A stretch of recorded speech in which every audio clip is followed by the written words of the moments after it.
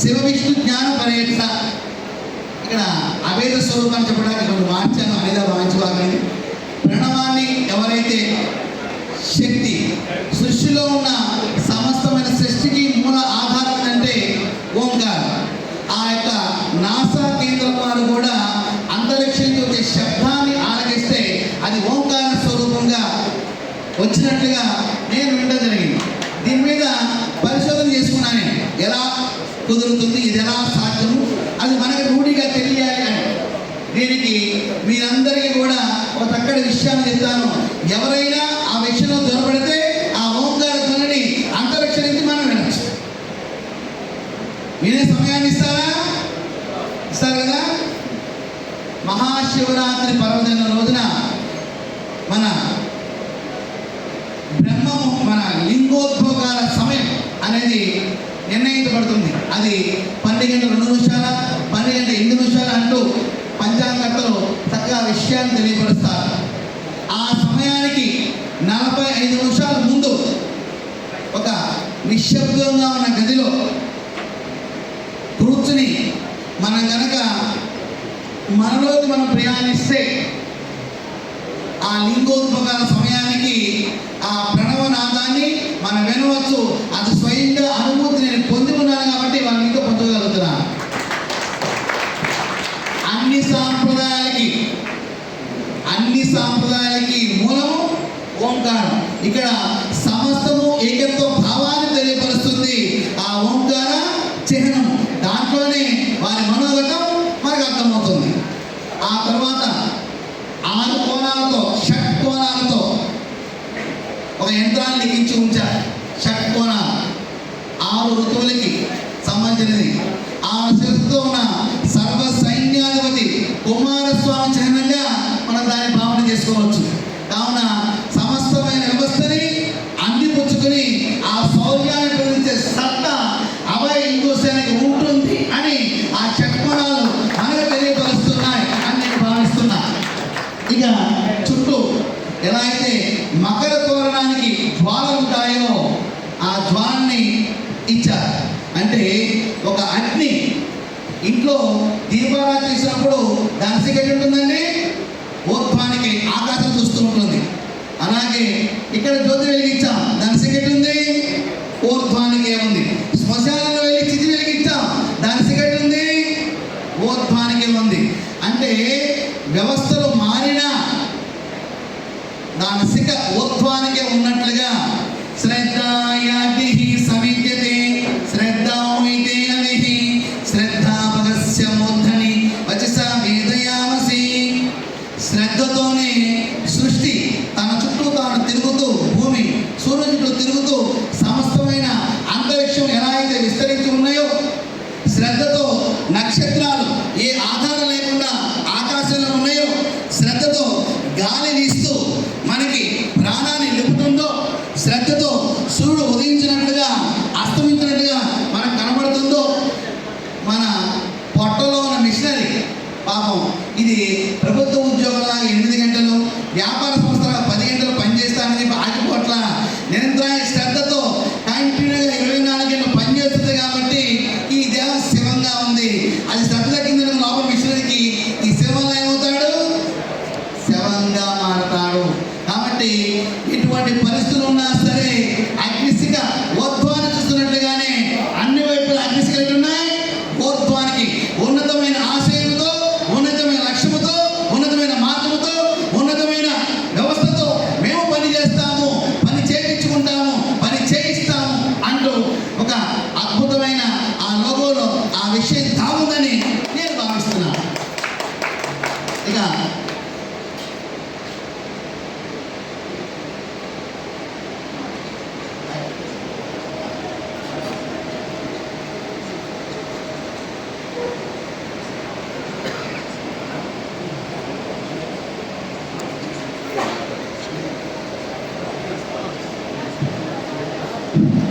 ఇంకా చెప్పాల్సిన ఆశించారు లక్ష్మి గారు.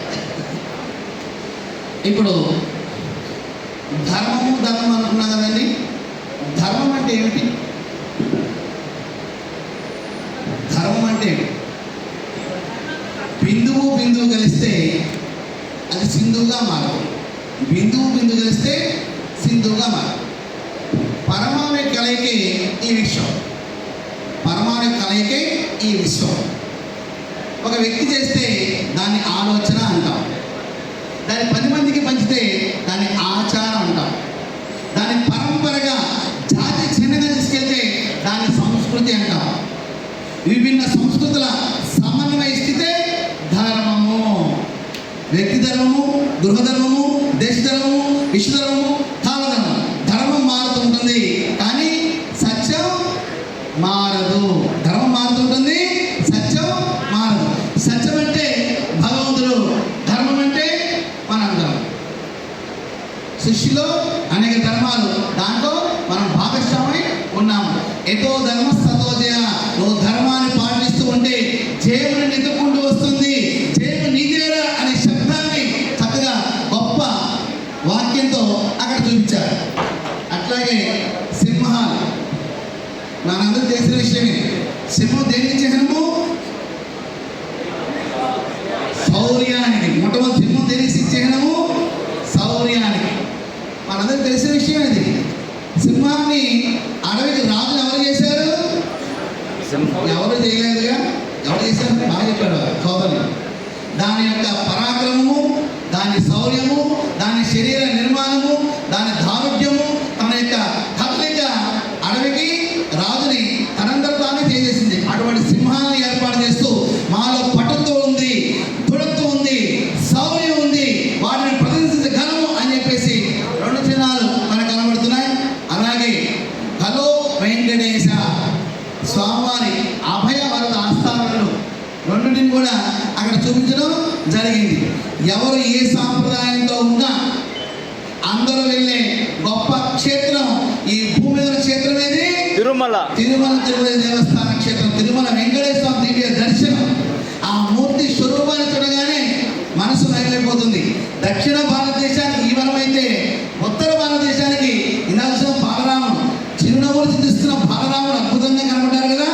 ఆ అభయవరద హస్తాన్ని చూపిస్తూ మరొకటి ఇంకో గుర్తుంది ఏదో గద. ఏముంది? గద. భజరంగి ఆంజనేయ స్వామి దేని గురించి ఉంటారు? ఆ గదతో ఎంతమంది క్షుద్ర రాక్షసులు సంహారం చేశారు ఆయన. ఆయన గద ప్రచండ వేగంతో ఉంటుంది అని చెప్పబడింది. ఆయన గద తిప్పుతూ ఉంటే వాయుదేవుడు కూడా అల్లలాడిపోయేవారని కొన్ని గ్రంథాల ద్వారా మనకు తెలిసి వస్తుంది. అటువంటి గదని అక్కడ చూపించారు. అంటే అంత స్థితిలో మేము ఉన్నాము, ఉంటున్నాము, ఉండబోతున్నామని అభయ హిందూ సేన ఆ లోగో ద్వారా మనకు చక్కటి విషయాన్ని తెలియపరుస్తూ అక్కడ ఇంకోటి శంఖాన్ని ఇచ్చారు. యుద్ధ ఆరంభానికి అది హృదయము, హిరణ్యకశిపుడు, హిరణ్యాక్షుడు, త్రేతాయుగం రావణ, కుంభకర్ణాలు, పాపరయం, హంస, జరాసంధుడు, కలియుగం. ఇప్పుడు రాక్షసులు ఉన్నారుగా, కలియుగంలో ఉన్నారు కదా. ఎందుకు లేదు? రాక్షసులు చూస్తున్నాగా, మనందరికీ చదువుకుంటున్నాం కదా. వారితో సమర శంఖాన్ని పూరిస్తూ అంటూ ఆ శంఖాన్ని చూపించడం కూడా ఇక్కడ జరిగింది. దీనిలో ఇది కాదు, ఇది లేదు అని లేకుండా అన్నిటినీ దొప్పించి యుద్ధాయకృత నిశ్చయ, ఖచ్చితంగా నేను నిశ్చయముతో ఉన్నాను, కృత నిశ్చయముతో ఉన్నాను ధర్మ పరిరక్షణ కోసం అంటూ అద్భుతంగా ఆ చిహ్నాన్ని ఏర్పాటు చేసిన ఆ పెద్దలందరికీ కూడా లక్ష్మీనారాయణ యొక్క, పార్వతీ పరమేశ్వరు యొక్క సంపూర్ణ అనుగ్రహ ఆశీస్సులు లభించాలని మా కళ్యాణం కూడా అంటున్నారు. స్వామి అద్భుతంగా చిహ్నాలు రూపొందించారు, ఎంత బాగుందండి అని చెప్పి గబా ఆ తల్లి యొక్క మొహంలో ఆ వెలుగు చూశాను. అంత అద్భుతంగా ఆ చిహ్నాలు రూపొందించిన వారికి కరతాలను బిగ్గర కరతాలను గట్టిగా గుండాట్ల శబ్దం, ప్రహరీదారుల శబ్దం, ఇంకా ఇంకా ఇంకా ఇంకా ఇంకా ఇంకా ఇంకా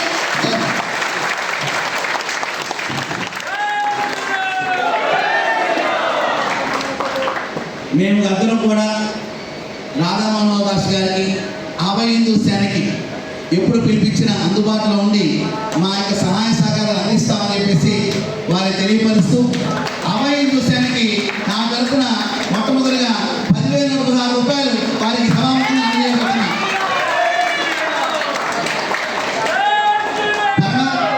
కళ్యాణ్ గారు 5,000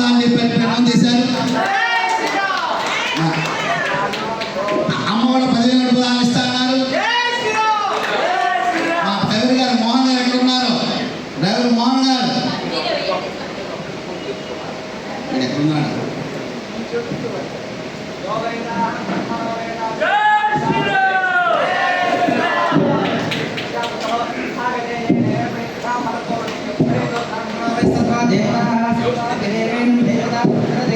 यावदेव देवतास्ता सर्वा वेद विधि ब्राह्मणे वसन्ते तस्मात् ब्राह्मणेभ्यो वेद विद्यो द्वेषिते तस्कुर्या नास्तिरन्ति ते वेदादेव देवताः क्रीडाते पर्याप्य आनन्दस्वरस्वरूपं होष्टनिष्ठन्ते ग्रामायो 12:30కి భోజన విరామం ఉందండి. ఇంకా 1:30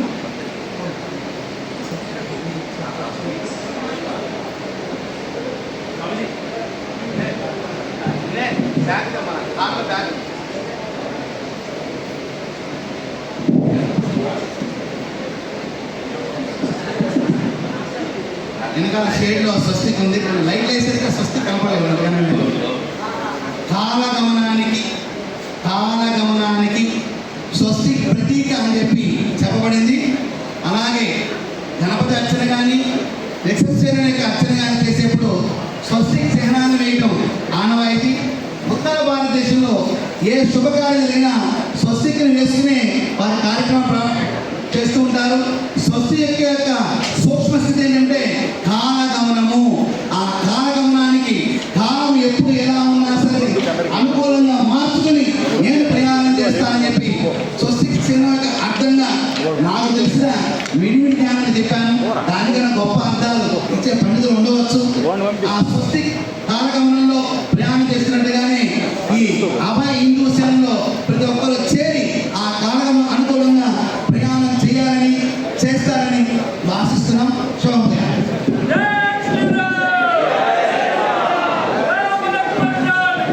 జై బోలో హనుమాన్ కి, జై బోలో హనుమాన్ కి.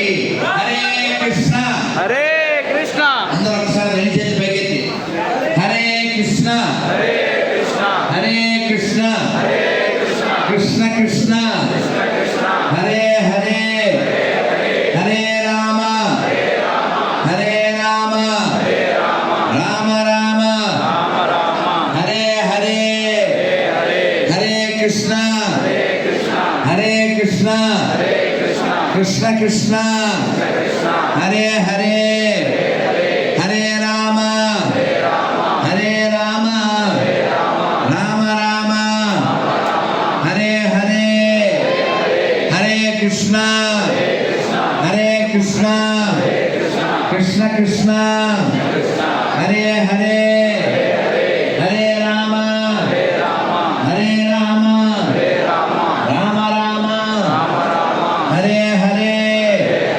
భారత్ మాతా కీ జై శ్రీరామ్.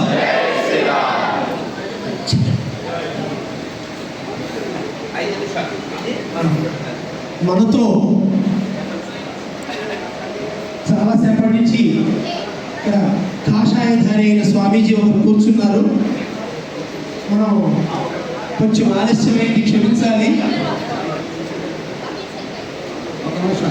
భక్తి సుందర మంగళ మహారాజ్ గారు వారు గౌడీ మఠం మంగళగిరి నుంచి వచ్చి ఉన్నారు.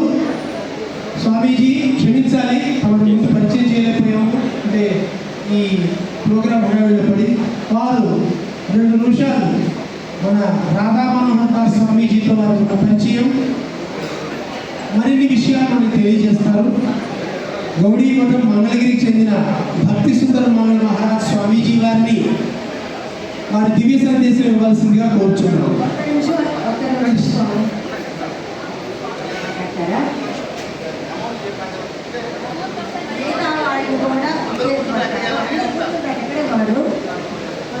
నమస్తే అండి. శివస్వామీజీ గారు 10,000 116, డాక్టర్ మారం విజయలక్ష్మి అంటే నేను 10,000 116, కరాటే లక్ష్మి గారు, కరాటే కళ్యాణి గారు, లక్ష్మి గారు కరాటే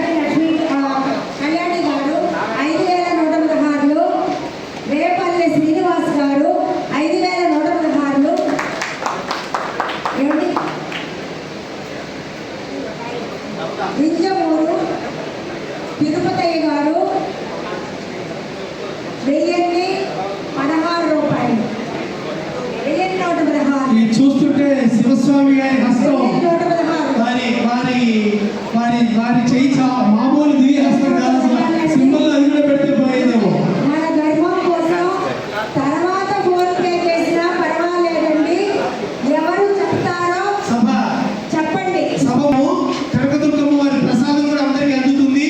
స్వామీజీ నుంచి మూమెంట్ కూడా ఉంటుంది, వారితో సెల్ఫీ కూడా ఉంటుంది. ఇవన్నీ అయ్యాక సాయంత్రం పెడతాం మనం. తిరుమల ప్రసాదం కూడా తిరుమల ఉంది. ప్రసాదం కూడా ఉంటుంది. కాబట్టి కూర్చోండి. కూడా ఉంది.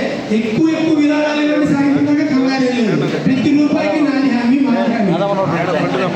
ఇప్పుడు శ్రీ చైతన్య మహాప్రభు పాదపీఠ మందిరం నుంచి గౌడీ మఠానికి చెందిన భక్తి సుందర మహారాజ్ గారు వారు ఏం చేసి ఉన్నారు, వారు ఒక 2 నిమిషాలు మనం ఉద్దేశించి మాట్లాడుతారు. నాన్న ఇప్పుడు చక్కగా విందాం, తర్వాత తిందాం, అంతా ఇక్కడే ఉందాం. జై శ్రీరామ్. ఒకసారి చెప్పండి. ఓం నమో భగవతే వాసుదేవాయ. ఓం నమో భగవతే వాసుదేవాయ.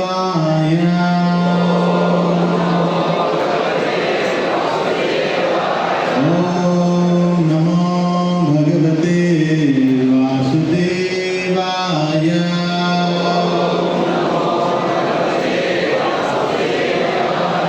श्रीमद् भागवतम की नाम संकीर्तन की अभय हिंदू सेना की जय Hari thank you very much all of you coming here. ఇక్కడికి మీరందరూ వచ్చిన దానికి స్వామీజీ తరఫున, శివస్వామి గారి తరఫున, నా తరఫున మీ అందరికీ హృదయపూర్వక ధన్యవాదాలు.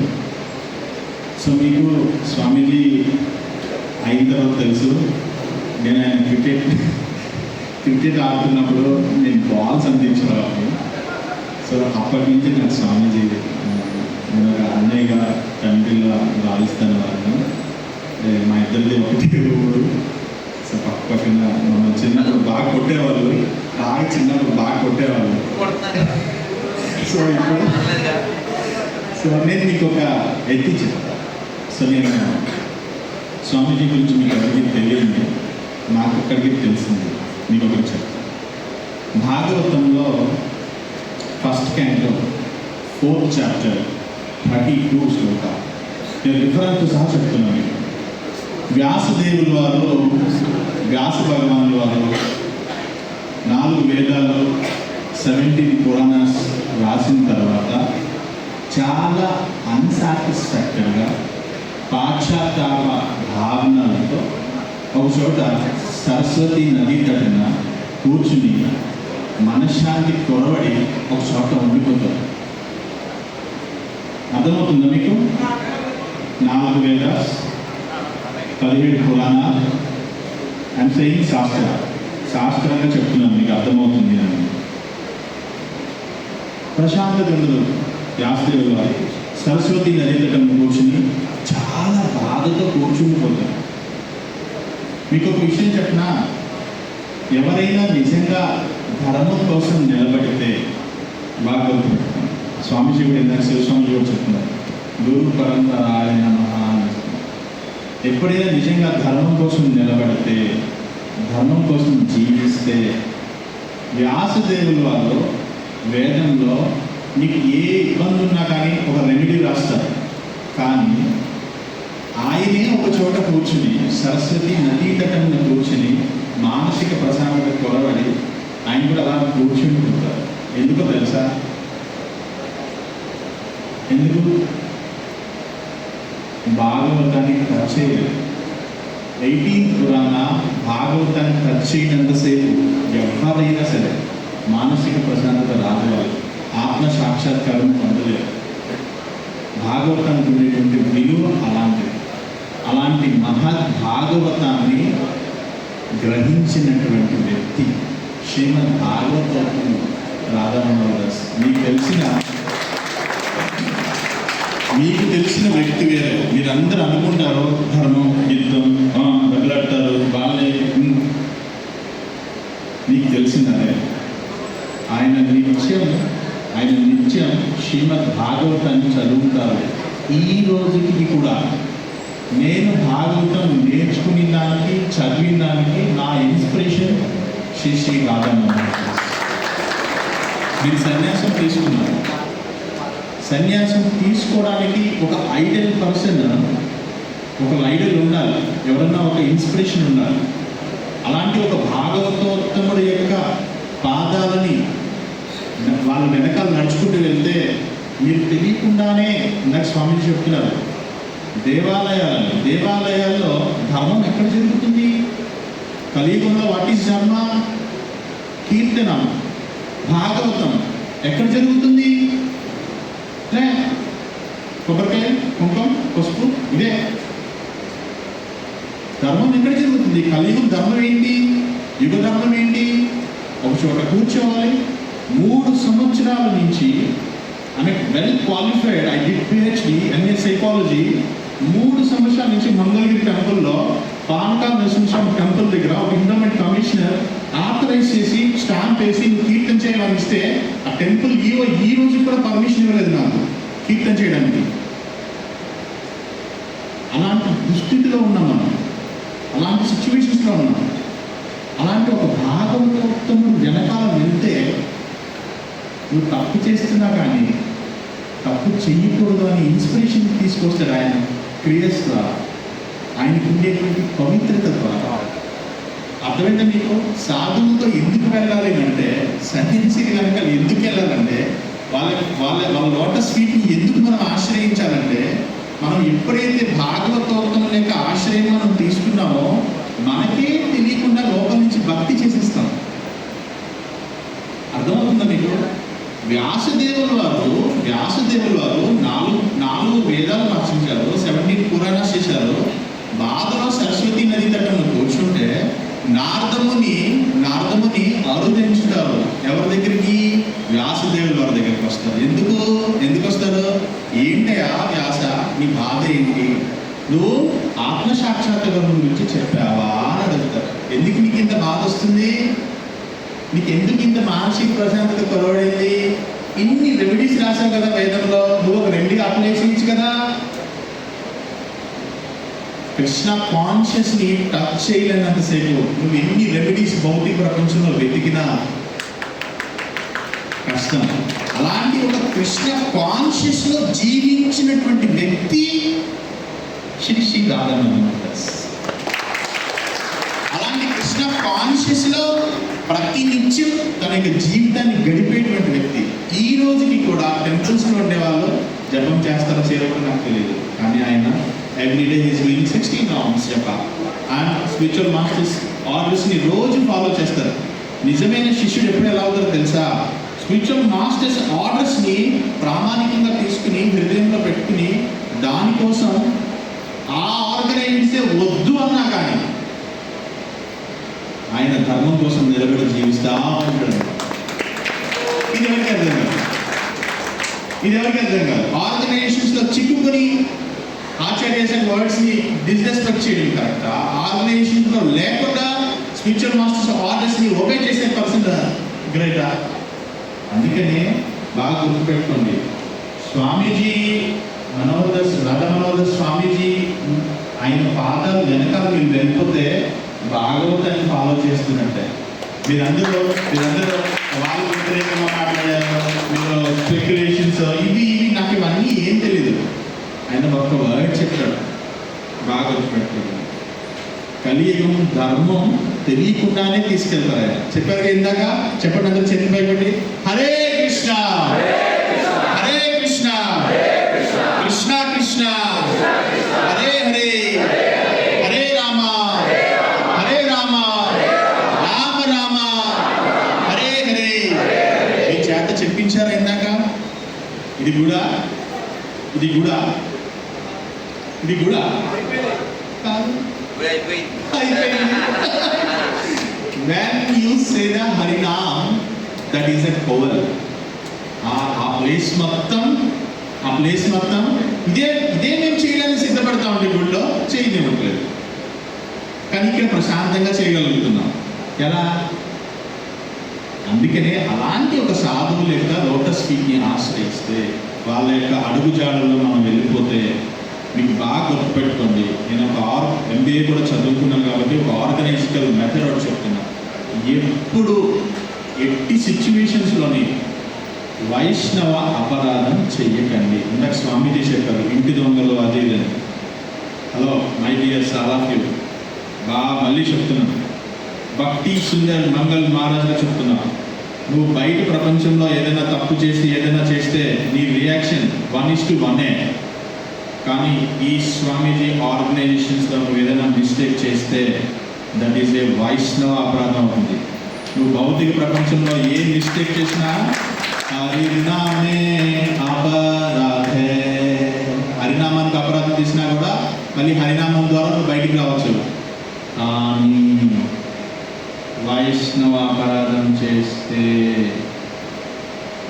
దూర్వాస్ మహామునిలాగా 3 లోకాలు నువ్వు తిరిగినా మళ్ళీ అంబరీష్ మహారాజ్ దగ్గరికి వచ్చి పాదాలు పట్టుకుని దాకా నిన్ను సుదర్శనం విడిచిపెట్టడు. కైలాసం వెళ్తాడు, నన్ను కాపాడండి అని. దూర్వాసన is very anger and very powerful. క్షణం తలుచుకునే మాత్రాన ఏ ప్లానెట్కైనా వెళ్ళగలుగుతాడు దూర్వాసన. కైలాసం వెళ్తాడు, శివ కాపాడండి నన్ను సుదర్శనాన్నించాడు. లేదు వెళ్ళిపో, బ్రహ్మలోకం వెళ్తాడు, వెళ్ళిపో వైకుంఠం వెళ్తాడు. లేదు నేనేం చేయలేదు, సుదర్శన్ నా మాట విన్నాడు, వెళ్ళిపో అన్నాడు. మళ్ళీ అంబరీష్ మహారాజ్ దగ్గరికి వచ్చి, Ambarish a king, is not a saintly. Ambarish Maharaj is not a saintly, సాధు కాదు, అతను ఒక రాజు, కానీ ధర్మంగా జీవిస్తాడు. కానీ మహా వైష్ణవుడు, మహాభక్తుడు. ఆ భక్తుడు పాదాలను పట్టుకుని దూర్వాసన నన్ను క్షమించండి అని. అప్పుడు సుదర్శన్ యొక్క వేగం ఆగుతుంది. భాగవతం చెప్తుంది సుదర్శన్ వేగం తెలుసా మీకు? 1 సెకండ్కి 1,000 సార్లు తిరుగుతుంది. 1,000 సార్లు 1 సెకండ్కి. ఈ కృష్ణ గిరి గోవర్ధన్ లిఫ్ట్ చేస్తూ ఉంటే పైన సుదర్శన్ తిరుగుతూ ఉంటుంది. నీళ్ళు ఎందుకు కిందకి రావో తెలుసా?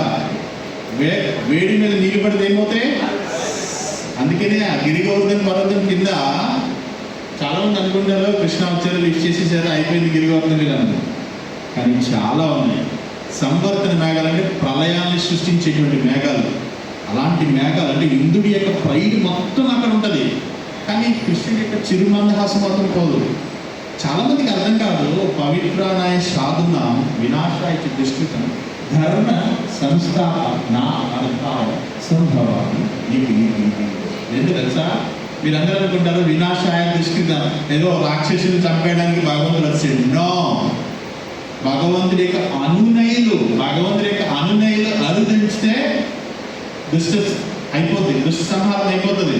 కానీ భగవంతుడు వచ్చిన ప్రతి యుగంలో రీజన్ ఏంటి తెలుసా?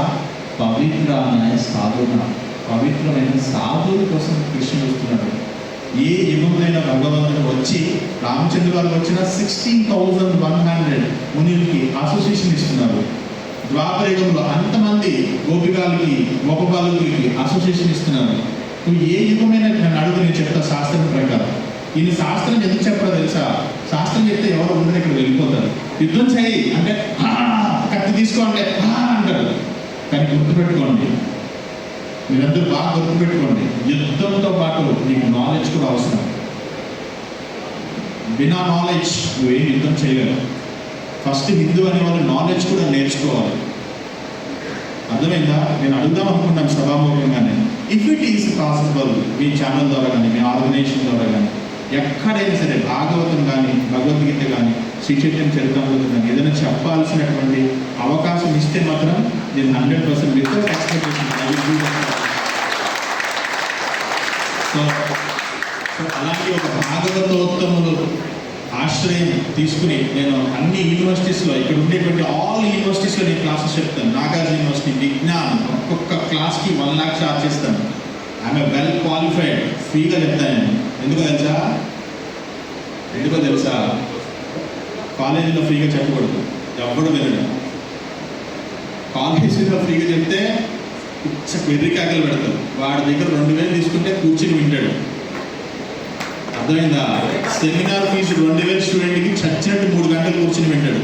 మోటివేషన్ మంచినేం, మోటివేషన్ ఏముండదు. ధర్మ ఏంటి? చావు వెళ్ళినటువంటి భీష్ముడు కూడా చచ్చిపోతాడు కురుక్షేత్రంలో. విద్య నేర్పిన గురువు చచ్చిపోతాడు ద్రోణాచార్య. ఎప్పుడు ఆగండి ధర్మం ముందు. మీరు అనుకుంటున్నారు కానీ ఇందాక స్వామిని చెప్తున్నారు సేడి చేసి భాగవతోత్తముడు ముందు ఏది నిలబడదు. నేను చెప్తున్నాను మీకు, భాగవతం అంటే you don't know what is Bhagavatam. Bhagavatam is not a lecture of and book and something ఏదో కాదు. భాగవతం అంటే జీవితం, ఒక వ్యక్తి జీవించేటువంటి జీవితం భాగవతం అంటే. ఆయన every time is travelling and Bhagavatam. Brindavanam వెళ్తారు, అక్కడ భగవంతుడి గ్రేట్నెస్ చెప్తారు. ఆయన ఎక్కడికి వెళ్తారు, భగవంతుడి గ్రేట్నెస్ చెప్తారు. ఎక్కడికి వెళ్తారు, భాగవతం. అదే కదా భాగవతం అంటే. నైమిషారణ్యంలో శౌనిక దృష్టిలో ఏమి మనకి బీజేపీ అక్కడ రామాలయం పెట్టారు అయోధ్యలో. అలాగే మెహల్స్ లేవు. శౌనిక దృష్టిలో అడవుల్లో నేల మీద కూర్చుని దప్పగడ్ల మీద భాగవతం చెప్తున్నారు. సాక్షాత్ కృష్ణుడు అన్ని విడిచిపెట్టేసి ఇలా వచ్చి కూర్చుని వింటున్నాడు. శౌనిక దృష్టి సోతా అని చెప్తా ఉంటే శౌనిక దృష్టిలో ఇలా కూర్చుని వింటున్నారు. శౌనిక దృష్టిలో ఎలా వింటున్నారో అలాగే కృష్ణుడు కూడా వచ్చి కూర్చుని గొప్ప బాలకు కూర్చుని ఎలా చేశాను ఆయనే వింటున్నాడు. అది భాగవతానికి ఉండేటువంటి పవర్. అలాంటి భాగవతోత్తములు వెనకాల మీరు వెళ్తే మీరేదో ఎక్స్పెక్టేషన్స్తో ఏం చేయకండి. Just forget it. ఎక్స్పెక్టేషన్స్ అన్నీ ప్రతిఫలాపేక్ష లేకుండా సర్వీస్ చేయండి. కృష్ణ గారు లంచ్ బ్రేక్ అని రాశారు. లంచ్ కంటే, నన్ను ఎవరో ఒకరికి ఆయన చెప్పారు, లంచ్ కంటే, జీవితం కంటే, అన్నిటికంటే విలువైన భాగవతం. అలాంటి ఒక భాగవతోత్తముడు అడుగు జాడల్ని కానీ మనం ఫాలో చేస్తే భక్తి ఫాలో చేస్తున్నట్టే, సర్వీస్ చేస్తున్నట్టే, భక్తి ఫాలో చేస్తున్నట్టు. ఆయన ఎట్టి సిచ్యువేషన్స్లో నేను నమ్ముతున్నాను గ్రాండ్గా. ఆయన ఏ సిచ్యువేషన్స్లోని నాలాంటి కొన్ని వేల మంది, వందల మంది కాదు, కొన్ని వేల మందికి ఇన్స్పిరేషన్ జపం చేస్తున్నారు ఇవాళ కొన్ని వేల మంది. మాకు టెంపుల్లో మేము ఎలా చేస్తాం తెలుసా? మా టెంపుల్లో జుట్టు తీసుకోవాలి, నువ్వేదో స్టూడెంట్ అని వస్తే మేమేమి చెప్పం, నీకేమి కాళ్ళు మొక్కలు, నాకు సంవత్సరం కాళ్ళు మొక్కి సర్వీస్ చేస్తే కానీ నీకు నాలెడ్జ్ ఇవ్వను. ఆయన అలా కాదు, ఏమన్నా రా నీ పేరేంటి, రా నీ భగవంతుడిని చెప్పేస్తాను. నేను సెయింగ్ ట్రూత్, వాడు ఎవడో తెలియదు అని చెప్పేస్తాను భాగవతం. ఎందుకు ఆయన ఎక్కడ కూర్చుంటే భాగవతం చెప్తారు. మా వల్ల కాదు అలా. నేను పీఠాధిపతిగా చెప్తున్నాను, ఎంటైర్ గౌడీ మఠ్స్ పీఠాధిపతి చెప్తున్నాను. నేనైతే అలా చెప్పాను. ఎందుకు స్వామి మీరు అలా చెప్పాలంటే వాడికి ఏమో వినపోయి వాడు ఏదైనా అపార్థం చేసుకుంటే ఏమైనా ఇబ్బంది అయిపోతుందని నేను చెప్పను అని ఆయన చెప్తారు. అంటే ఎంత దయ ఉండాలి తెలుసా సాధువుకి భగవంతుడి పట్ల ఎంత ప్రేమ ఉండాలి, వీటి పట్ల ఎంత భయం ఉండాలి. వాడికి కృష్ణుని అందించగలుగుతారు. Otherwise they couldn't say Krishna's words. భగవంతుడు గ్రేట్నెస్ చెప్పలేదండి. నీ పట్ల దయ లేకుండా, ప్రేమ లేకుండా నేను భగవంతుడి నాలెడ్జ్ నీకు ఎందుకు ఇస్తాను? ఇప్పుడు డబ్బులు ఉన్నాయి, స్వామి దగ్గర డబ్బులు ఉన్నాయి, నాకు 1000 రూపాయలు ఉన్నాను, ఎందుకు ఇస్తాడు? ఇప్పుడు ఆయన 10,000 ఇచ్చాడు, ఈయనకి ఎందుకు ఇస్తాడు? ప్రేమ ఉంటేనే కదా ఇస్తామా? Otherwise they couldn't give 1 paisa also. ఇవ్వలేము కదా. అలాంటిది డబ్బులైతే ఇచ్చేసేయండి, మళ్ళీ సంపాదించుకోవచ్చు. భాగవతం అంటే బాబు, అలాంటి భాగవతం రోడ్ల మీద చెప్పేస్తాను. లేదు నేను ఒక రోజు ఏంటి సార్ ఇక్కడ కూర్చుంటాను ఎందుకంటే మా టెంపుల్కి వచ్చారు, ఇక్కడ కూర్చుంటారు, వాళ్ళు వెళ్ళిపోతారు. మాకు ఆసనం ఉండాలి, సింహాసనం ఉండాలి, మాకు వ్యాసాసనం ఉండాలి, కింద మ్యాట్ ఉండాలి, వాటర్ బాటిల్ ఉండాలి, మూత ఉండాలి, మాలు ఉండాలి. ఏంటి మా సినారియో? నేనే చెప్తున్నాను. ఇదంతా నేను ఫాలో చేసే రూల్స్ ఇవన్నీ. సో మా రూట్ వేరే, ఆయన రూట్ వేరే. కానీ మీకు ఒక విషయం చెప్తున్నా, మళ్ళీ చెప్తున్నా, అలాంటి ఒక వైష్ణవుడికి అపరాధం చేయదు. This is my request, this is not my order.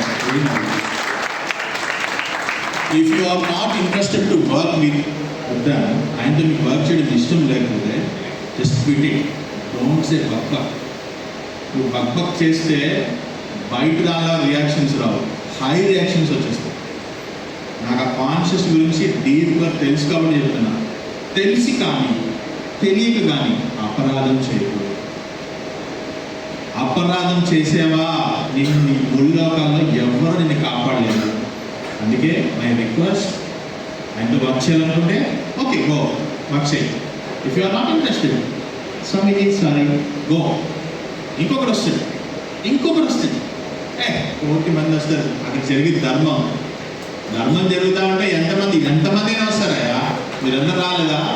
నేను రాలేదా?